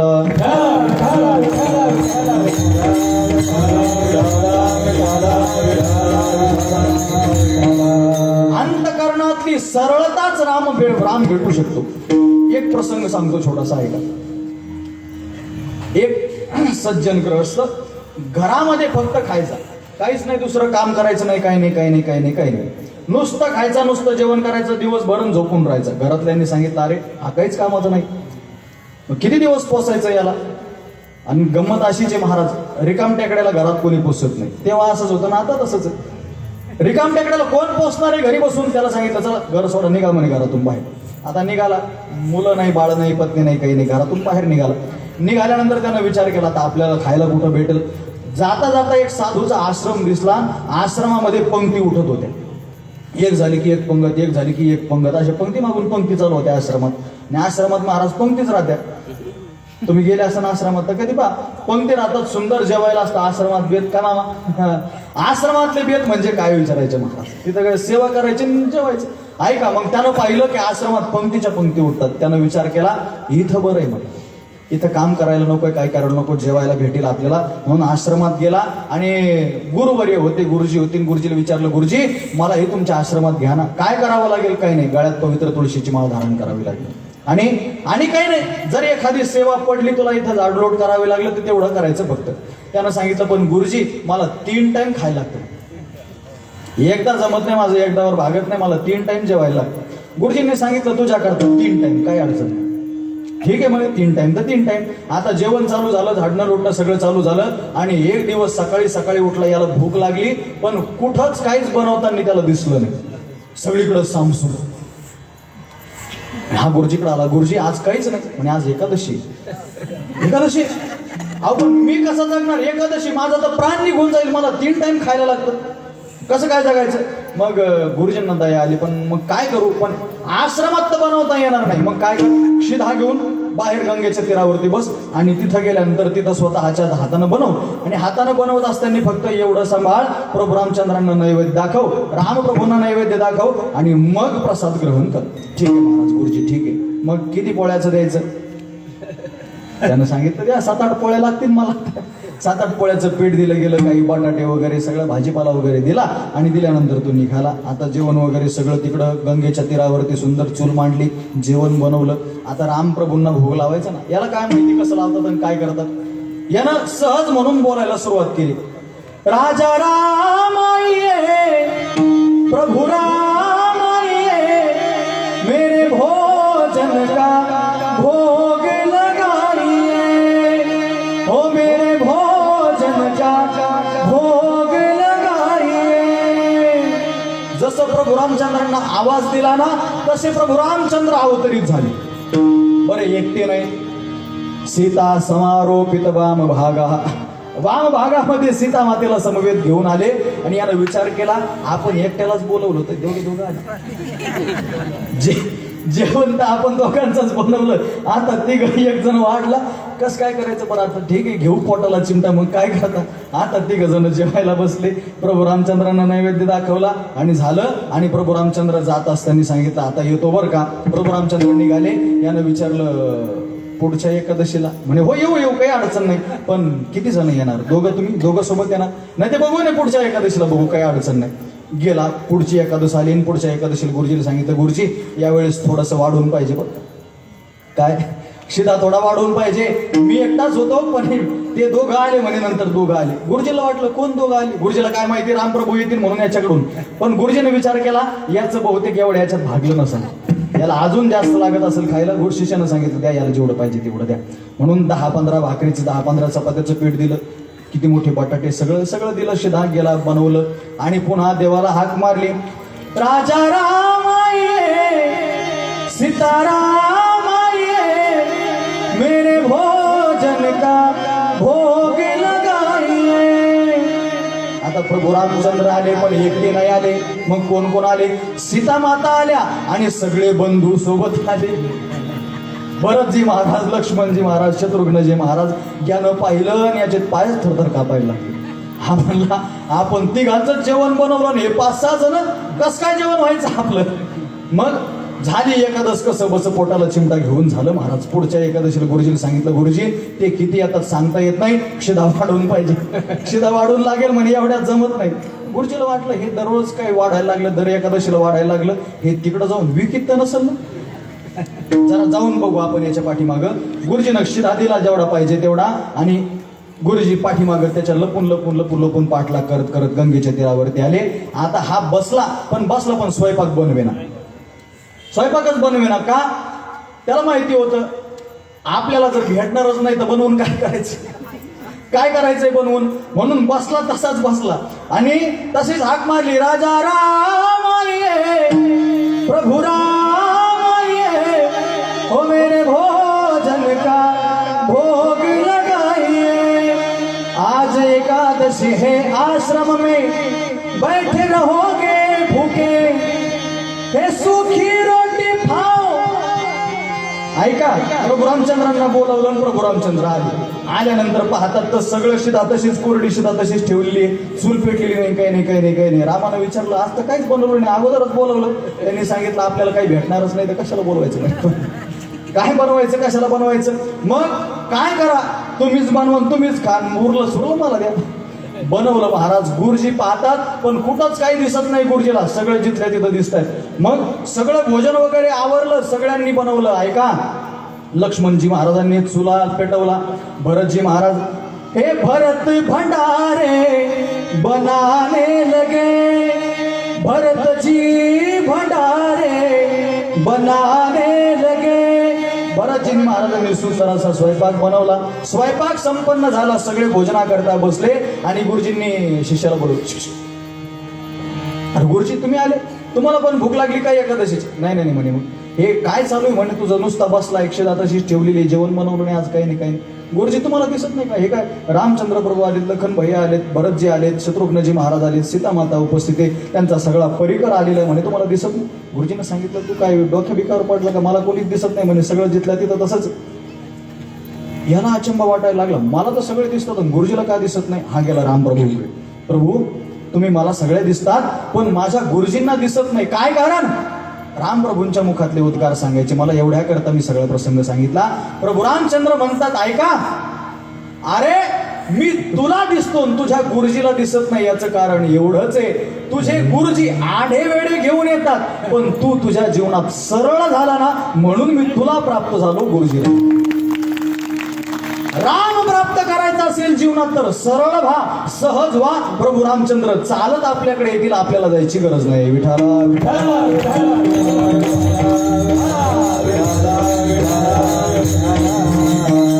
एक 10 मिनिटामध्ये आपली सेवा आपल्याला संपन्न करायची. ऐका हा लक्षपूर्वक. प्रभू रामचंद्र आणि भरतजींचं प्रेम किती मायबाप. ऐका, निघाले प्रभू रामचंद्रांना वनवास प्राप्त झाला, सगळी अयोध्या नगरी रडायला लागली. महाराज राम वनवासाला निघाले, सगळी अयोध्या नगरी नुसती अयोध्या रडती, यात नवल नाही. महाराज गायी वासरं सगळी रडायला लागली, सगळ्यांच्या नेत्रातून तोळे वाहते. महाराज निघाले प्रभू रामचंद्र वनवासाला. दशरथजी महाराजांनी सांगितलं अरे जा त्यांच्या समवेत कुणीतरी रथामध्ये बसून माझ्या रामाला न्या थोडंसं पुढं पुन्हा वापस आणा. सुमंतजी तुम्ही काम करा तेवढं. सुमंतजींनी रथ सजवला, प्रभू रामचंद्रांना रथामध्ये बसवा म्हणले, पण प्रभू रामचंद्रांनी सांगितलं रथात नाही, ही पदयात्रा आहे, चालत जाणार. सुमंतजींचा रथ पाठीमागे, सगळे भरतजी समवेत, आपलं प्रभू रामचंद्र लखन भैया समवेत आणि सीतामाता समवेत वनवासामध्ये गेले. वनवासाला राहू लागले. 1 दिवस 2 दिवस झाले आणि 2 दिवसानंतर सुमंतजींना सांगितलं सुमंतजी आता तुम्ही या. सुमंतजी निघाले, अयोध्येमध्ये आले. फार मोठा कथाभागी जास्त वेळ मी तुमचा घेत नाही. सुमंतजी मध्ये अयोध्येमध्ये आल्यानंतर सुमंतांना विचारलं दशरथजी महाराजांनी, सुमंता कुठे माझा राम? सुमंतजींनी सांगितलं महाराज धीर धरा, तुम्हाला माहिती आहे तुमचा राम एक वचनी, एक बाणी, एक पत्नी, प्राण जाए पर वचन न जाए, रघुकुल रीति सदा चलिया, प्राण जाए पर वचन न जाए. तुम्हाला माहिती आहे रघुकुलाची रीत आहे, प्राण गेला तरी ते वापस येणार नाही, तुम्हाला माहिती. धीर धरा. पण ऐका ना हो, दशरथजी महाराजांना जसं समजलं ना राम आला नाही, हे राम कहे राम कहे राम कहे राम. 6 वेळेस राम म्हणले आणि 6 वेळेस राम म्हणल्यानंतर आपला देह त्याग करून टाकला. महाराज देह त्याग केला दशरथजी महाराजांनी. आणि इकडे भरताला बातमी समजली, भरताला बोलावून घेतलं. विश्वामित्र मुनींनी भरताला बोलावलं आणि भरताला सांगितलं आपल्याला यावं लागेल. भरतजी महाराज आले. भरताला सगळा समाचार समजला की कैकेयी मातेनं रामप्रभूंना वनवास दिला. आपल्या मातेकडे पाहिना महाराज, ईर्ष्या वाटू लागली, द्वेष वाटू लागला आपल्या मातेविषयी. भरतजींनी विचार केला अरे मी काय खूप जन्माला आलो की माझ्यामुळे माझ्या भावाला वनवासाला जावं लागलं, काय खूप तुम्ही जन्माला आलो. म्हणून डोक्यामध्ये वेगवेगळे विचार भिनू लागले आणि शेवटी विचार केला. रात्रभर डोळ्याला डोळा लागला ना भरतजी महाराजांचा, माझे राम, माझा दादा वनवासामध्ये गेलाय, कसा गेला असेल, कसं राहत असेल, हा विचारामध्ये रात्रभर नेत्रातून तोय वाहते, रात्रभर नेत्रातून पाणी वाहते रामप्रभूंच्या. आणि सकाळ झाली, भरतजींनी निश्चय केला, मी जाणार, मी माझ्या रामप्रभूंना वापस घेऊन येणार. निघाले भरतजी, नुसते भरतजीने सगळी अयोध्यानं निघाली. रामप्रभू पंचवटीमध्ये स्थित झालेले आहेत. निघाले भरतजी मार्गक्रमण करता करता ऐका शृंगवेरपुरापर्यंत आले. शृंगवेरपुरामध्ये आल्यानंतर शृंगवेरपुरवासियांनी सांगितलं, प्रभू रामचंद्र याच रस्त्यानं गेले. रामप्रभू ज्या वेळेस निघाले होते ना, त्यावेळेस रामप्रभूंनी शृंगवेरपुराला पोहोचल्यानंतर सगळ्या सेवकांना सांगितलं, एवढा रस्ता हा झाडून काढा म्हणे. एकाने विचारलं, का हो राम, तुम्ही इथपर्यंत आलेत आणि आता पाठीमागे रस्ता झाडायला सांगता, काय कारण? रामप्रभूंचे उद्गार ऐका हा. रामप्रभू म्हणतात, मला माहितीये माझ्या पायाच्या मला घेणं देणं नाही, मी इथपर्यंत आलो मला माहितीये, परंतु मला माहितीये माझा शोध करत करत माझा भरंत इथपर्यंत येणार आहे आणि त्याच्या पायात काटा टोचू नये याच्याकरता म्हणून ही साफसफाई. काय प्रेम असेल व भरतावरती प्रभू रामचंद्रांचं. आणि ऐका ना, पंचवटीमध्ये संकल्प सोडायचा म्हणून वसिष्ठजी महाराजांनी हातामध्ये पाणी दिलं आणि म्हणू लागले, आर्यावर्ते भरतखंडे जंबूद्वीपे. जसं भरतखंडे म्हणले ना, हातातला तांब्या गळून पडला प्रभू रामचंद्रांच्या. वसिष्ठजी पुन्हा एकदा म्हणा म्हणून भरतखंडे म्हणले, डोळ्यातून नेत्र आसू थांबे ना प्रभू रामचंद्रांच्या. अरे तुम्ही जे भरत म्हणतात ना, माझा सुद्धा याच नावाचा एक भाऊ या, तो मला शोधत येईल, तो माझ्याकरता म्हणून इथपर्यंत येईल. भरतजी निघाले. महाराज समजलं, अनवानी पायांनी गेलाय माझा भाऊ, अनवानी पायाने गेलाय ना, स्वतः सुद्धा पायात चप्पल घातली नाही. महाराज प्रभू रामचंद्रापर्यंत आले आणि प्रभू रामचंद्रांच्या समोर उपस्थित झाले आणि प्रभू रामचंद्रांना सांगू लागले. भरतजींचा रामप्रभूंचा संवाद ऐका 2 मिनिटात. रामप्रभूंना म्हणतात, भरतजी महाराज, दादा माझं काय चूक झाली? माझी चूक एकच आहे म्हणे. काय चूक आहे? मी त्या कैकेयीच्या उदरातून जन्माला आलो ना, ही माझी चूक आहे.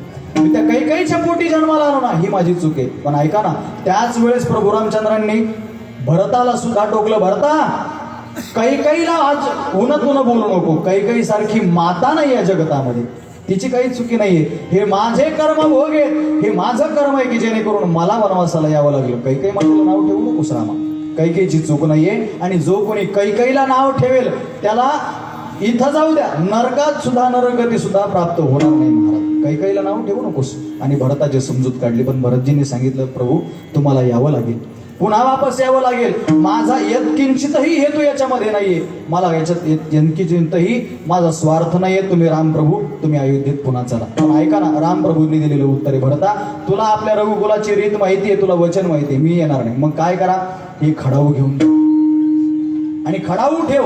ऐका हा, मला याच्यातलं एकच तात्पर्य तुम्हाला सांगायचंय.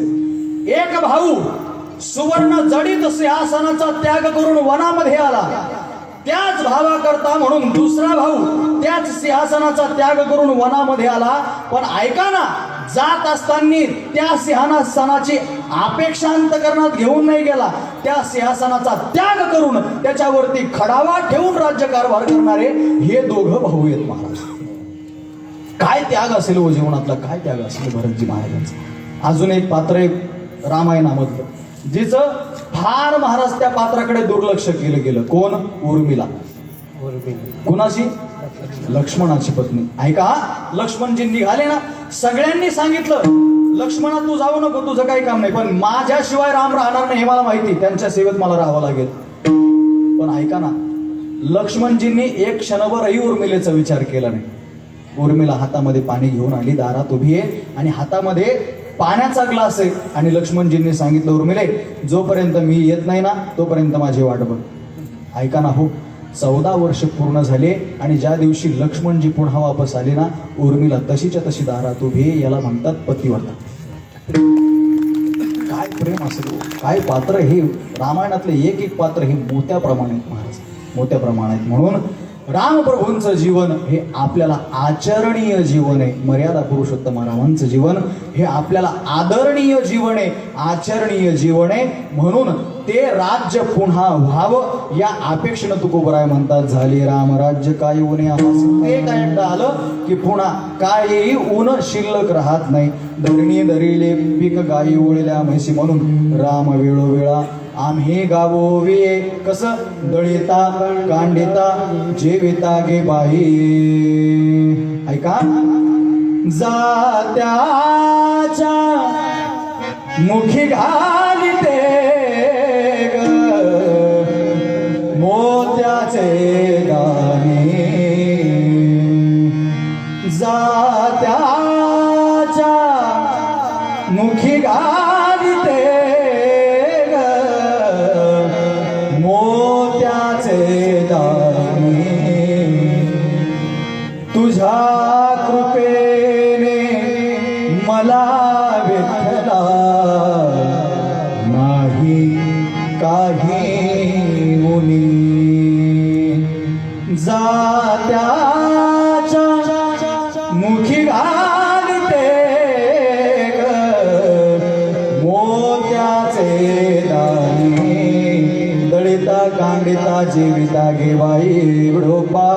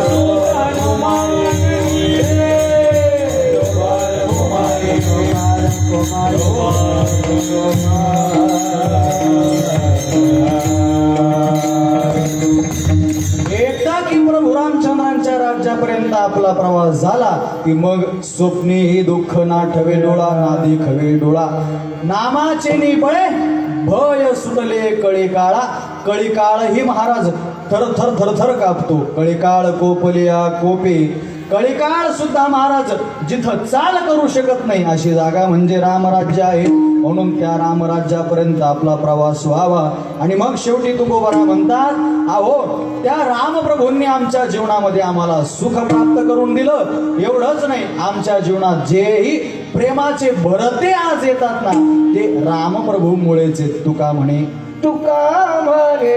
रामे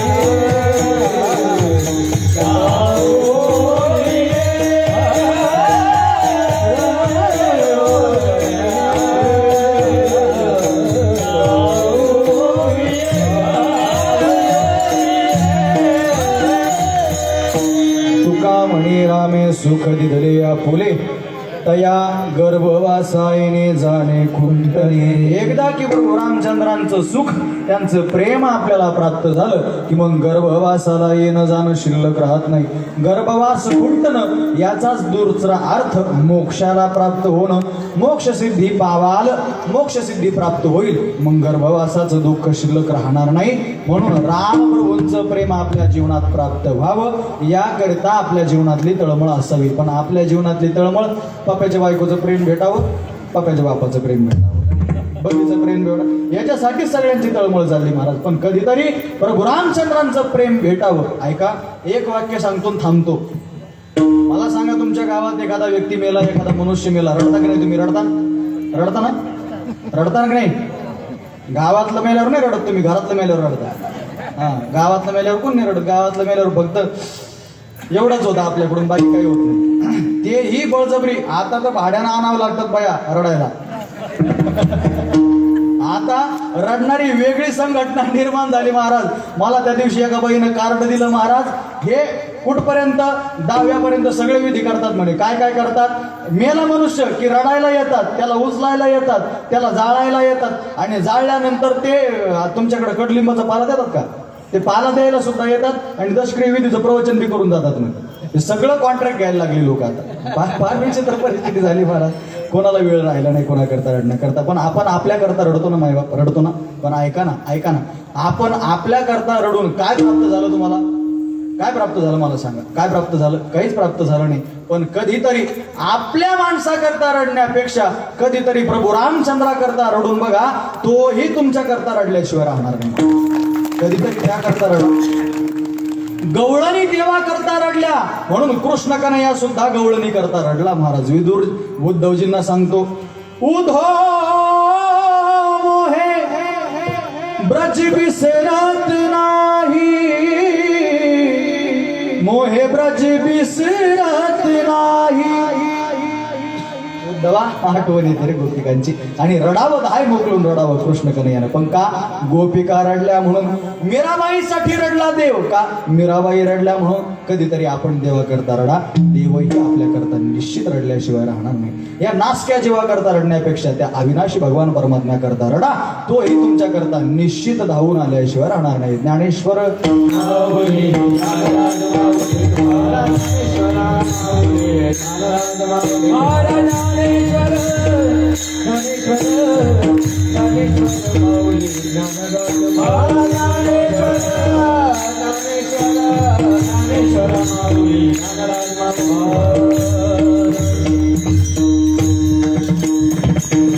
झाले रामराज्य काय होणे अमासे, धरणी धरली पीक गाय ओळद्या मसी. राम वेळ वेळा मेघावो वे, दळिता कांडिता जेविता गे बाई. झालेली कीर्तन रूपी सेवा भगवान पंढरीश परमात्म्याच्या प्रभू रामचंद्रांच्या शांतेश्वरी माताच्या भगवा आपले दैवत असणारे श्री छत्रपती शिवाजी महाराजांच्या चरणावरती, गणपती बाप्पा साईनाथ महाराजांच्या चरणावरती सेवा समर्पित करतो. जे योग्य असेल ते माझ्या सद्गुरूंचं, सद्गुरू जोग महाराज वारकरी शिक्षण संस्थेचं, जे अयोग्य असेल ते माझ्या बुद्धीचे दोष समजून माफ करा. जे चुकून शब्द आले असतील ते माझ्या पदरामध्ये पुन्हा टाका. एखादी नदी समुद्र लागलं तर त्याच्यामध्ये समर्पित करेल, पण जे योग्य असेल ते निश्चित घरी घेऊन जाण्याचा प्रयत्न करा. न्यूनते बुरते अधिकते सरते करून घ्यावे तुमते विनोसे पायाच्या प्रसाद एका ही बोलिलो विरोधे मद क्षमा करणे संती नो हे अंगभूत व्यक्ती ना तरी बालक बोबडा बोली काय वाकुडा विचुका पावली ते चोज करुणे मावली रे घे जेवी. ज्यांच्या करवी ही सेवा मला या ठिकाणी प्राप्त झाली. मला तसा आदरणीय विक्रम महाराजांनी आणि महेश महाराजांनीच फोन केला. दादांचं काय नाव आहे? हा, नितीन महाराज म्हात्रे ना, अध्यक्ष आपले, आणि अंकुश दादा भुईर, या मंडळींनी महाराजांना फोन केला आणि महाराजांनी आमच्याशी संपर्क केला. अशा संपर्कात तसं मी या भागात सेवा केलेली. आपलं काय गाव आहे ते? महादेव महाराजांचं केळवणे. हा, केळवण्याला आमचे मामा आहेत गव्हाणला, इथं या परिसरामध्ये सेवा झालेली आहे. आणि आज तुमच्याही दर्शनाचा योग या महाराज मंडळीमुळे आला. सगळ्यांच्या चरणावरती कोटी कोटी भावनेने वंदना करतो. सगळ्यांना माफी मागतो जर एखादा चुकीचा शब्द आला असेल तर. प्रभू तुम्ही महेशियाच्या मूर्ती मी दुबळात वार्चित असे भक्ती म्हणून बोल गंगावती स्वीकाराल. की आदरणीय महाराज उपस्थित आहे. आमचे महेश महाराज असतील, आमचे भुईर महाराज, दुसरे महाराज भुईर महाराज, आमचे किती मास्तर, विनेकरी दादा, सुभदार, सगळे मंडळी, आणि ज्यांची उत्कृष्ट साऊंड सिस्टीम आहे आमचे हेतू दादा. अतिशय गोड सिस्टीम लागली दादा. सकाळचं कीर्तन करून संध्याकाळचं कीर्तन करणं थोडंसं जड जातं, पण सिस्टीम नसली तर. पण सिस्टीम उत्कृष्ट असली तर मग बोलायला अडचण येत नाही. अतिशय सुंदर सिस्टीम दादांनी या ठिकाणी दिली. दादांचेही धन्यवाद. अतिशय सुंदर सिस्टीम आहे दादा. असंच तुमचं वाढत राहो. वाढता वाढता एकाचे 2 हो, 2चे 4 हो, एक सिस्टीम आमच्या दिंडीला देऊ. होईल, निश्चित याच्यात वृद्धी होईल. आणि शांतेश्वरी माता तुम्हाला निश्चित याच्यामध्ये यश दिल्याशिवाय राहणार नाही. सगळ्यांनी या दैवताची सेवा करा. हे आपले ग्रामदैवत आहेत हे समजून यांची सेवा करा. तुमचं जीवन सुजलाम सुफलाम झाल्याशिवाय राहणार नाही.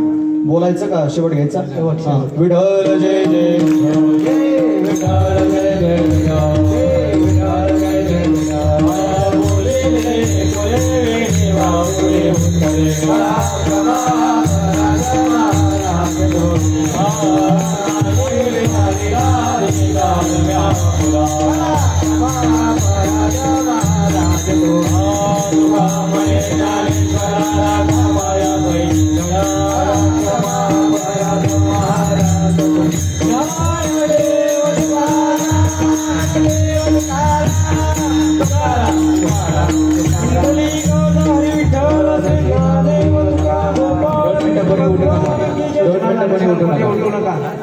रामकृष्णारी.